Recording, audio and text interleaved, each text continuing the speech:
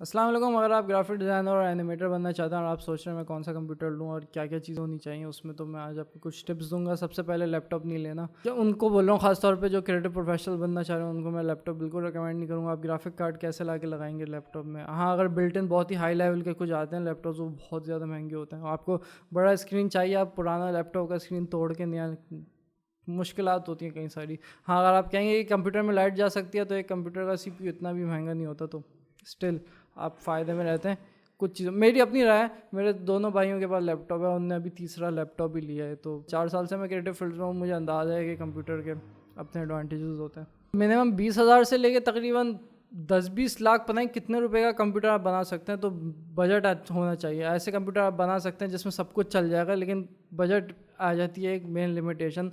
तो उसे सामने रखते हुए मैं बताऊंगा आपको कि किस तरह आप मिनिमम आपको कहाँ से स्टार्ट लेना है। तो मेन चीज़ जो आपको देखनी होगी वो है प्रोसेसर। सही है, अमूमन लड़के खुद लेते हैं, लेकिन मोस्टली लड़कों को उनके वालिदैन दिलाते हैं, लड़के या लड़की जो भी लेना चाह रहे हैं PC।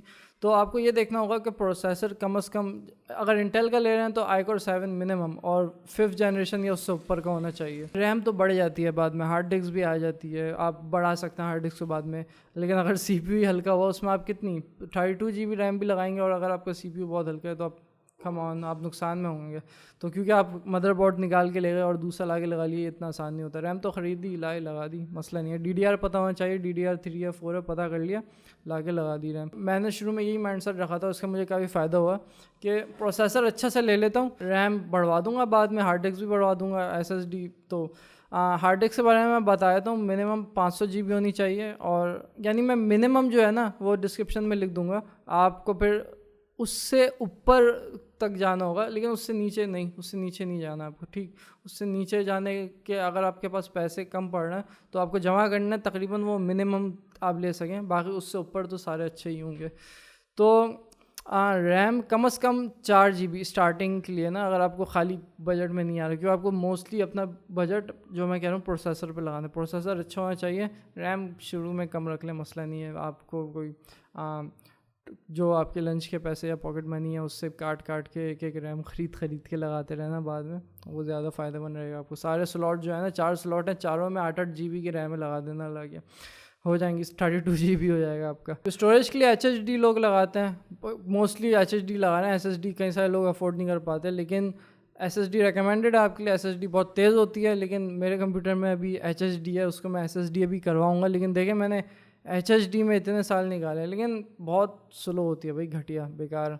तो कम बजट में HDD ठीक है, मिनिमम 500 GB ठीक है स्टार्टिंग के लिए। वो टोटल आप पे, आप कितनी चीज़ें भरते हैं अपनी CPU पे। अगर आप वो बंदे हैं जो बहुत भारी भारी चीज़ें भर भर के डालते रहते हैं तो आपको जगह थोड़ी ज़्यादा चाहिए होगी। लेकिन अगर आपको क्लियर आइडिया नहीं है कि आपको कितना साइज़ रखना चाहिए तो 500 GB बेस्ट है स्टार्टिंग के लिए। अगर SSD बजट में नहीं आ रही तो वक्ती तौर पे आप HDD ले लें, लेकिन आपको जहन में ये रखना है कि आपको SSD बाद में जाके करवानी है, क्योंकि वो आप क्या चाह रहे हैं, आपका CPU का बटन दबाएं या फिर कोई सॉफ्टवेयर खोलें वो 1 साल बाद खुलें, हैं ये चाह रहे हैं आप। अब बात करते हैं CPU के असल वालिद की बारे में, ग्राफिक कार्ड। ग्राफिक कार्ड आपको अगर 3D का काम करना है तो आपको बहुत महंगा वाला ग्राफिक कार्ड चाहिए होगा, 3 GB या 4 GB या मज़ीद ऊपर ले आ सकते हैं आपको। यानी जितना अच्छा ग्राफिक कार्ड होगा उतनी अच्छी और हैवी रेंडरिंग आप कर सकेंगे। ये सिर्फ उनको बोल रहा हूँ जो 3D कर रहे हैं। अगर आप कोई नॉर्मल काम कर रहे हैं तो उसमें भी ग्राफिक कार्ड चाहिए होगा ऑफ कोर्स, लेकिन उसके लिए 1 GB या 2 GB ठीक है स्टार्टिंग के लिए। ऑफ कोर्स अगर आप बाद में बढ़ाना चाहें तो भी बढ़ा सकते हैं, लेकिन 3D वाले लोगों को ग्राफिक कार्ड पे ज़्यादा फोकस करना होगा। 2D वालों को इतना ज़्यादा ज़रूरत नहीं पड़ेगी ग्राफिक कार्ड की। सवाल ये उठता है ग्राफिक कार्ड आप कौन सी कंपनी का ले, तो एनवीडिया के भी अच्छे होते हैं, AMD के भी अच्छे होते हैं। ये एक बड़ी डिबेट है, एनवीडिया के थोड़े महंगे होते हैं, ऊपर से जब से ये बिटकॉइन और क्रिप्टो करेंसी आई है ग्राफिक कार्ड मज़ीद महंगे हो गए हैं, मार्केट से शॉर्ट भी हो गए हैं, तो आपको थोड़ी मेहनत करनी होगी, बहुत रेयर भी हो गए हैं, तो आपको थोड़ी मुश्किल होगी लेने में। CPU लेता हो आप देख लें वर्क स्टेशन उसका कैसा है, यानी जो ये डब्बा होता है, डब्बे में कम से कम 8 CPU की पोर्ट्स होनी चाहिए। CPU की नहीं, USB की पोर्ट्स होनी चाहिए जिस पर आप चीज़ें लगा सकें। ज़ाहिर बाद में ड्राइंग टैबलेट भी हो सकता है लेना पड़े आपको, 2-3 चीज़ें लगानी हो तो उसके लिए कम से कम 8 पोर्ट तो हों USB की लगाने के लिए। और आपको देखना है कि माइक और हेडफोन्स का अलग अलग स्लॉट्स हों, कुछ में मिक्स होते हैं, जैसे लैपटॉप वगैरह में होते हैं, कितनी बेकार मसले होते हैं कई सारे लैपटॉप में कि पोर्ट ही है क्या। अब स्प्लिटर आते हैं, स्प्लिटर कभी सही वर्क भी नहीं करते, तो आपको ध्यान रखना है कि माइक लगाने की अलग जगह हो, हेडफोन लगाने की अलग जगह हो। कुछ CPUs में मिक्स होती हैं मगर आपको अलग अलग चाहिए।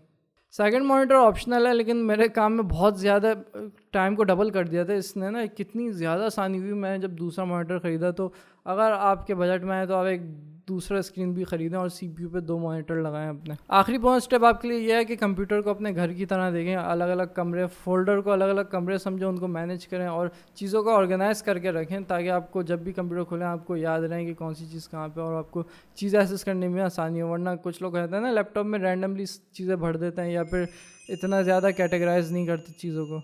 मेरा फ़ोन बज रहा है, दोबारा रिपीट कर रहा हूँ। Minimum iCore 7, minimum 5th generation, minimum 500 GB hard disk, minimum 4 GB RAM और मिनिमम 1 GB ग्राफिक कार्ड। ये आपको मिनिमम देखना है, इससे नीचे नहीं लेना, और अगर इससे ऊपर ले रहे हैं तो मज़ीद अच्छी बात है। इससे नीचे अगर आपका बजट कम पड़ रहा है तो आप फिर जमा करें पैसे, और इतना ले कम से कम, ठीक है। और इस बात का ध्यान रखें कि आपका ये एंड नहीं है, यानी अगर आपने एक बार ऐसा सिस्टम ले लिया तो आपको फिर इसके ऊपर मज़ीद जो चीज़ें लगाना चाहें लगा सकते हैं। उम्मीद है इस वीडियो से आपको फ़ायदा हुआ होगा। मैं हूं Syed Usman from creative green, शुक्रिया।